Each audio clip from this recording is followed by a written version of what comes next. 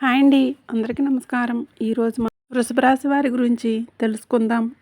వృషభ రాశి వారి గురించి కొన్ని ఆసక్తికరమైన అంశాలతో పాటుగా ఈ రాశివారు ఈ నెల అమావాస్యలోపు ఏ ప్రదేశాలకు వెళ్ళకూడదు, వెళ్ళటం వలన ఎటువంటి పరిణామాలు ఎదురవుతాయి అనే అంశాలను వివరంగా తెలుసుకుందాం. అలాగే మీరు ఏ దేవత ఆరాధన చేసుకోవాలో కూడా తెలుసుకుందాం. మీరు మాత్రం వీడియోని ఎక్కడ స్కిప్ చేయకుండా చివరి వరకు చూడండి. అప్పుడే మేము ఏం చెప్తున్నామో పూర్తిగా అర్థమవుతుంది. అలాగే వీడియో నచ్చినట్లయితే లైక్ చేసి మీ ఫ్రెండ్స్ అండ్ ఫ్యామిలీ మెంబర్స్కి ఈ వీడియోని షేర్ చేయండి. అలాగే మన ఛానల్ని ఫస్ట్ టైం కనుక చూస్తున్నట్లయితే ఇప్పుడే సబ్స్క్రైబ్ చేసుకొని పక్కనే ఉండే బెల్ ఐకాన్ని ఆల్ సెలెక్ట్ చేసుకుంటే మేము పెట్టే ఇలాంటి మంచి వీడియోస్ అనేవి అప్లోడ్ చేయగానే ముందుగా మీకు నోటిఫికేషన్ అనేది వస్తుంది. ఇక వివరాల్లోకి వెళ్తే ఈ రాశివారు ఏప్రిల్ 17 అమావాస్యలోపు పొరపాటున కూడా ఈ 3 ప్రదేశాలకు వెళ్ళకండి. వెళ్తే మాత్రం మీకు పెను ప్రమాదం అనేది పొంచి ఉంది. తర్వాత మీరు ఎంత బాధపడినా కూడా ఉపయోగం అనేది ఉండదు. తర్వాత మీరు మీ కుటుంబం అందరూ కూడా బాధపడాల్సినటువంటి పరిస్థితి అనేది వస్తుంది. కాబట్టి మీరు పొరపాటున కూడా ఈ ప్రదేశాలకు వెళ్ళటం చేయవద్దు. మీరు చేసుకున్న పూజల వలన మీకున్నటువంటి మంచి మనస్తత్వం వలన ఆ దైవం ఈ వీడియో మీకు కంటపడేలా చేస్తుంది. కాబట్టి ఏముందిలే అని చెప్పేసి మీరు అనుకుంటే మాత్రం తర్వాత ఏమనుకున్నా కూడా నెత్తి నోరు బాదుకున్నా మీకు ఎలాంటి ఉపయోగం అనేది ఉండదు. దైవం ఏంటంటే మనకు కొన్ని విషయాలు ఇలా ఏదో ఒక రూపంలో హెచ్చరిస్తూ ఉంటుంది. దైవ సంకేతాలను మనం గ్రహించాలి. గ్రహిస్తేనే మనం బాగుపడతాం. లేదంటే మాత్రం కొట్టిపడేసిన వాళ్ళు చాలామంది కూడా నరకం అనుభవించేవారు ఉన్నారు. కాబట్టి మీ మంచి కోసమే చెప్తున్నాను. ఆ వివరాలు ఏంటో ఇప్పుడు మనం వివరంగా తెలుసుకుందాం. వీడియో ఎక్కడా స్కిప్ చేయకుండా చివరి వరకు చూస్తేనే మీకు పూర్తిగా అర్థమవుతుంది. వీడియోలోకి వెళ్ళే ముందు మా చిన్న రిక్వెస్ట్ అండి, ఇంతకుముందు మన ఛానల్ని సబ్స్క్రైబ్ చేసుకోకపోతే వెంటనే సబ్స్క్రైబ్ చేసుకోండి. అలాగే గంట సింబల్ని క్లిక్ చేయండి. అప్పుడే మీకు మా వీడియో అనేది నోటిఫికేషన్ రూపంలో వస్తుంది. అలాగే జై సంతోషి మాత అని కామెంట్ చేయండి. ఈ రాశివారి జీవితాన్ని ఒక పుస్తకంతో పోలిస్తే అందులో ఆనందకరమైన పుటల కన్నా కన్నీళ్లతో తడిసిన పుటలే ఎక్కువగా కనిపిస్తూ ఉన్నాయి. వీరి ప్రయాణం పూలబాట కాదు, నిప్పుల మీద నడక లాంటిది. వీరిలో కొంతమంది చిన్నతనం నుంచే జీవితంలోని కఠోర వాస్తవాలను కళ్ళారా చూశారు. పిల్లలు ఆటపాటలతో బాల్యాన్ని ఆస్వాదిస్తుంటే వీరు మాత్రం కుటుంబ బాధ్యతలు, బరువులు మోయటం లేదా ఇంట్లోని ఆర్థిక ఇబ్బందులను, కష్టాలను దగ్గర నుంచి గమనించడమో జరుగుతుంది. ఈ చేదు అనుభవాలు వారి వయసుకు మించిన పరిణితిని, లోతైన అవగాహనను అందిస్తాయి. అందుకే వీరి ఆలోచన విధానం ఇతరుల కంటే భిన్నంగా చాలా వాస్తవికంగా ఉంటుంది. మనసు చాలా సున్నితం. ఎవరైనా ఒక చిన్న మాట అన్నా తట్టుకోలేరు. లోపల తీవ్రంగా గాయపడతారు. కానీ ఆ బాధను, ఆ కన్నీళ్లను బయట ప్రపంచానికి కనిపించనీయకుండా జాగ్రత్త పడతారు. తమ బలహీనతలను ఇతరులు అవకాశంగా తీసుకుంటారు అనే భయం వీరిని అలా చేస్తుంది. బయటకు ఎంతో గంభీరంగా ఏమీ పట్టనట్లు కనిపిస్తారు. ఈ ప్రవర్తన వలన చాలామంది వీరిని అహంకారులుగా, గర్విష్ఠులుగా అపార్థం చేసుకుంటారు. వీరికి ప్రేమ, జాలి లేవని, వీరు ఎవరిని లెక్క చేయరని ముద్ర వేస్తారు. కానీ అది పూర్తి అవాస్తవం. వారి కఠినమైన పైపొర వెనుక ప్రేమ మరియు ఆప్యాయత తప్పించే ఒక పసిపిల్లల మనసు దాగి ఉంటుంది.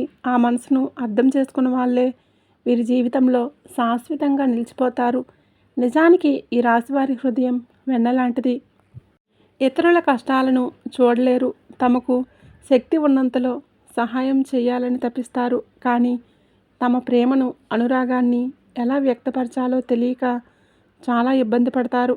మాటల కంటే చేతలతోనే తమ ప్రేమను చూపిస్తారు. అందుకే వీరిని అర్థం చేసుకోవడానికి చాలా సమయం పడుతుంది. తమ చుట్టూ ఉన్న ప్రపంచంలోని కష్టాల నుంచి, మోసాల నుంచి తమను తాము కాపాడుకోవడానికి ఒక అదృశ్యమైన కవచాన్ని నిర్మించుకుంటారు. వీరి జీవితంలో అవమానాలు, నిందలు ఉంటాయి. చేయని తప్పులు కూడా బాధ్యత వహించాల్సిన పరిస్థితులు ఎన్నో ఎదురవుతాయి. ముఖ్యంగా ప్రాణంగా నమ్మిన స్నేహితులు, బంధువులే వీరిని వెన్నుపోటు పొడిచినప్పుడు మానసికంగా కుప్పకూలిపోతారు. ఆ ద్రోహం వీరిని కొన్ని సంవత్సరాల పాటు ఒక పీడకలలా వెంటాడుతుంది. ఆ బాధ నుంచి బయటపడడానికి చాలా సమయం తీసుకుంటారు. కానీ ఒకసారి బయటపడ్డాక మరింత బలమైన వ్యక్తిగా రూపాంతరం చెందుతారు.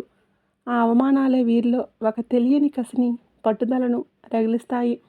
ఎవరైతే తనను అవమానించి తక్కువ చేసి మాట్లాడతారో వారి కళ్ళ ముందే ఉన్నత స్థాయికి ఎదిగి చూపించాలని బలంగా సంకల్పించుకుంటారు. ఈ పట్టుదలే వారిని ముందుకు నడిపించే ఇంధనంగా పనిచేస్తుంది. వాటమిని అంగీకరించే స్వభావం వీరి రక్తంలోనే ఉండదు.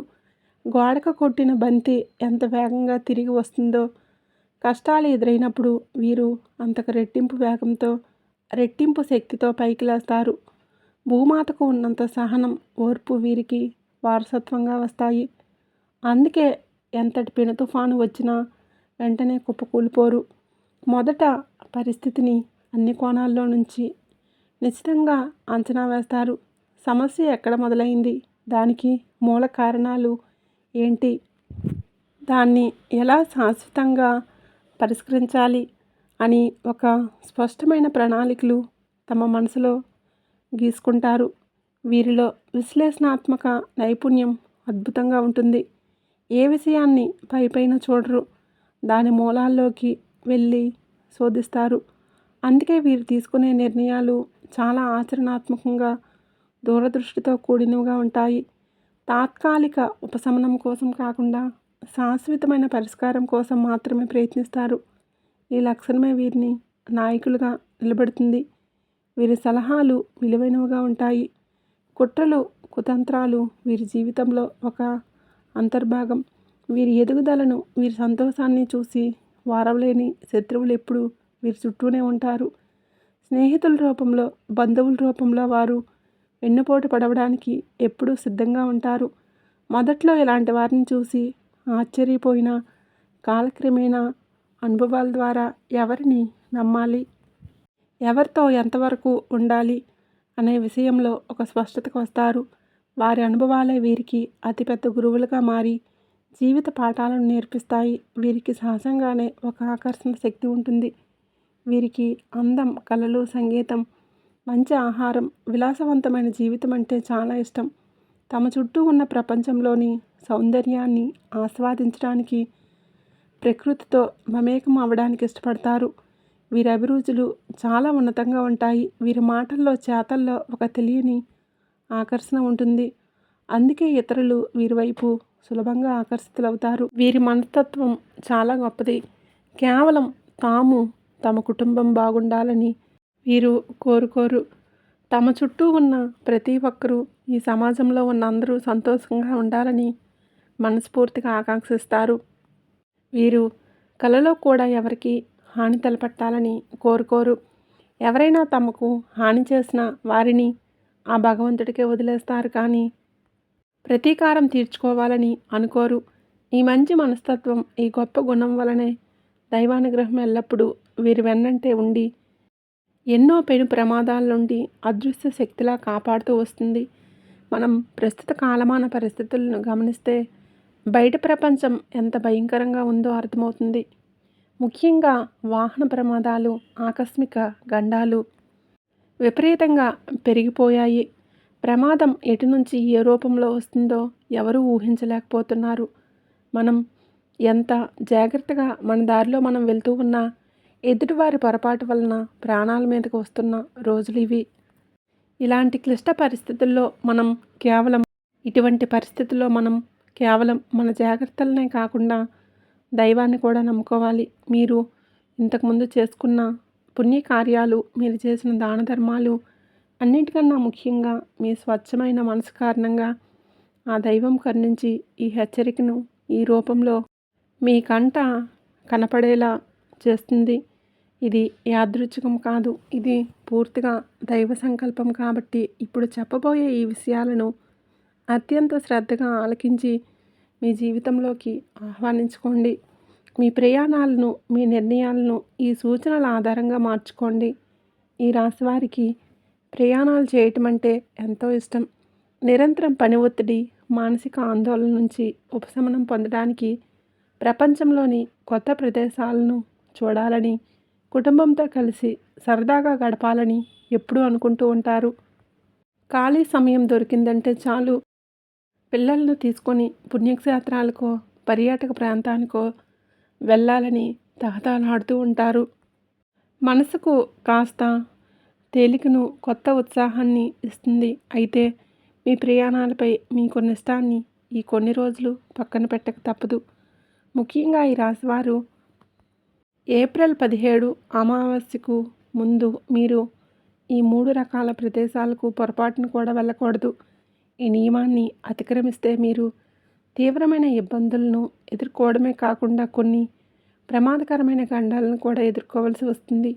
వీటి నుంచి బయటపడడానికి నేను కొన్ని సులువైన శక్తివంతమైన పరిహారాలను కూడా చివరిలో వివరిస్తాను. వాటిని శ్రద్ధగా ఆచరించండి.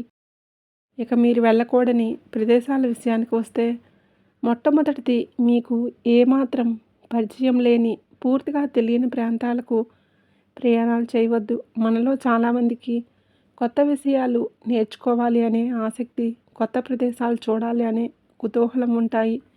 ఇప్పుడు చూడకపోతే ఇంకెప్పుడు చూస్తాము అనే ఆలోచనలతో, ఎవరో చెప్పారని, అంతర్జాలాలలో చూశామని తెలియని ప్రాంతాలకు, అపరిచిత ప్రదేశాలకు వెళ్ళడానికి ప్రణాళికలు వేసుకుంటూ ఉంటారు. అలాంటి ప్రణాళికలు ఏవైనా ఉంటే దయచేసి వాటిని వెంటనే రద్దు చేసుకోండి.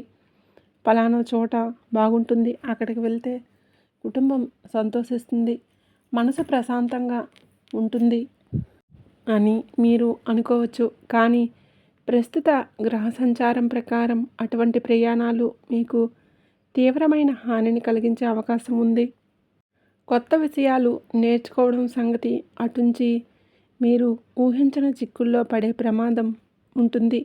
కాబట్టి తెలియని ప్రాంతాలకు ముఖ్యంగా ఒంటరిగా ప్రయాణించడం మానుకోండి. ఒకవేళ ఆ ప్రాంతంలో మీకు బాగా దగ్గర బంధువులు లేదా నమ్మకమైన స్నేహితులు ఉండి వారి సంరక్షణలో మీరు ఉండగలిగితే అప్పుడు అత్యంత అవసరం ఉంటే తప్ప అప్పుడు ఆలోచించండి. అంతేకాని అక్కడికి వెళ్ళాక కొత్త పరిచయాలు చేసుకుందాంలే, నలుగురితో కలిస్తేనే కదా లోకం తెలిసేది అని సాహసాలు చేయొద్దు. ఎందుకంటే ఈ రోజుల్లో మనుషులు కనిపించినంత మంచివారు కాదు. మోసాలు, దగలు విపరీతంగా పెరిగిపోయాయి. బయటికి వెళ్ళిన మనిషి క్షేమంగా ఇంటికి తిరిగి వస్తాడు అనే నమ్మకం లేని రోజులివి. అంతేకాకుండా కుటుంబం మొత్తం కలిసి ఒకేసారి ప్రయాణాలు చేయటం ఈ సమయంలో అస్సలు శ్రేయస్కరం కాదు. ఇంట్లో కనీసం ఒకరిద్దరైనా ఉండేలా చూసుకోండి. ఉదాహరణకు నలుగురు సభ్యులు ఉన్న కుటుంబంలో ఇద్దరు బయటికి వెళ్తే మిగతా ఇద్దరు ఇంట్లోనే ఉండటం మంచిది. ఇది ఒక ముఖ్యమైన జాగ్రత్త. తెలియని ప్రాంతాలకు వెళ్తే అక్కడ వాతావరణం, అక్కడ శక్తులు మీకు పడకపోవచ్చు. దాని వలన అనారోగ్య సమస్యలు లేదా ఇతర చిక్కులు తలెత్తవచ్చు.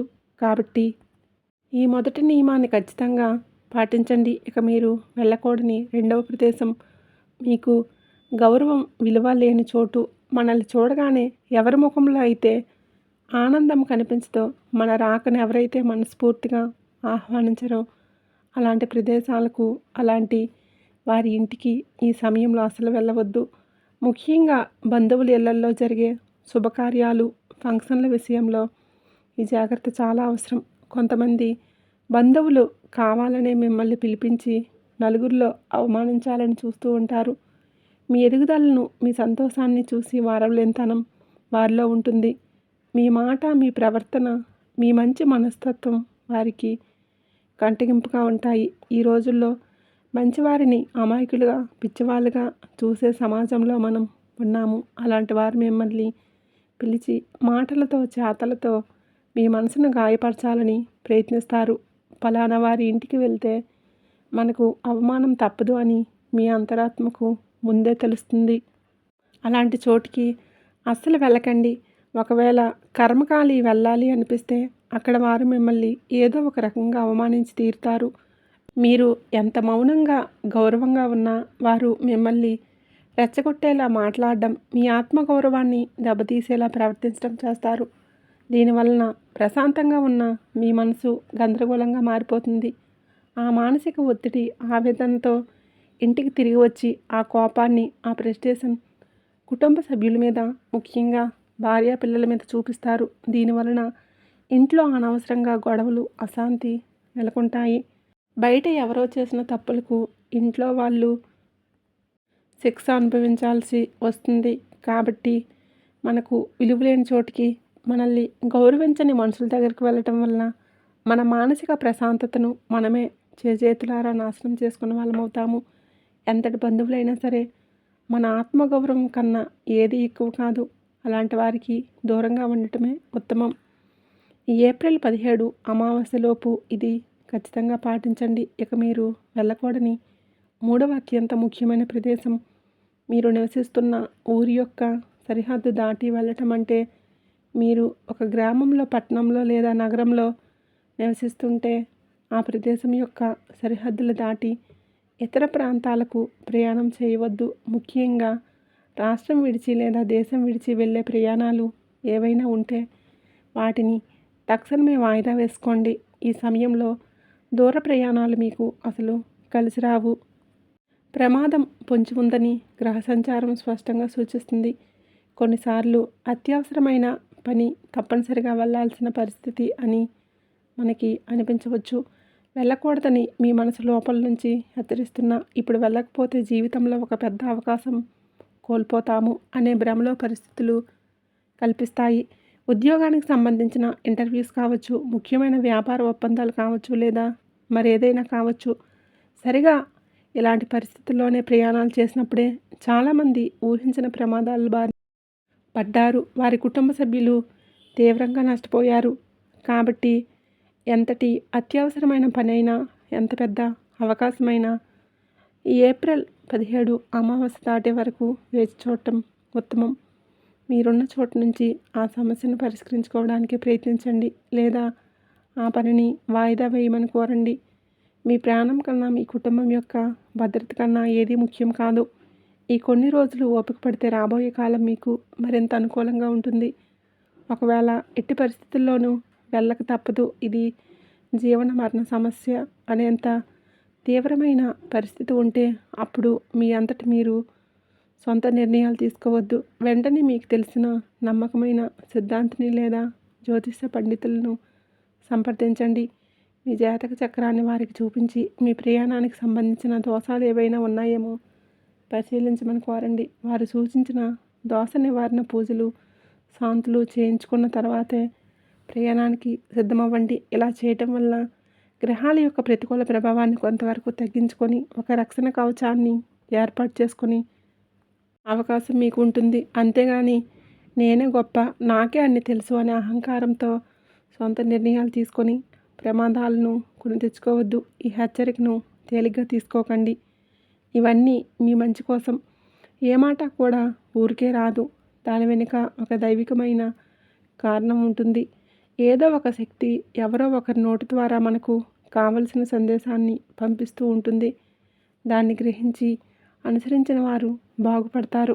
ఏముందులే అని కొట్టిపారేసిన వారు తర్వాత తీవ్రమైన పరిణామాలను ఎదుర్కొని ఎంత బాధపడినా ప్రయోజనం అనేది ఉండదు. కాబట్టి ఏప్రిల్ 17 అమావాస్యలోపు మనం చెప్పుకున్న ఈ 3 ప్రదేశాలకు, అంటే అపరిచిత ప్రాంతాలకు, విలువ ఇవ్వని చోటికి, మీ ఊరి సరిహద్దు దాటి దూర ప్రాంతాలకు వెళ్ళవద్దు.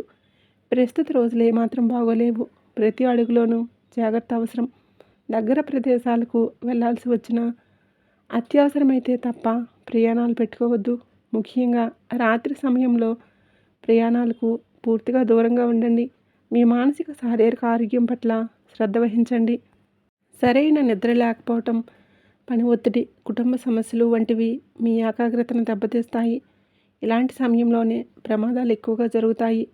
మనం తినే ఆహారం, మన జీవనశైలి మన ఆలోచనల మీద తీవ్రమైన ప్రభావాన్ని చూపిస్తాయి.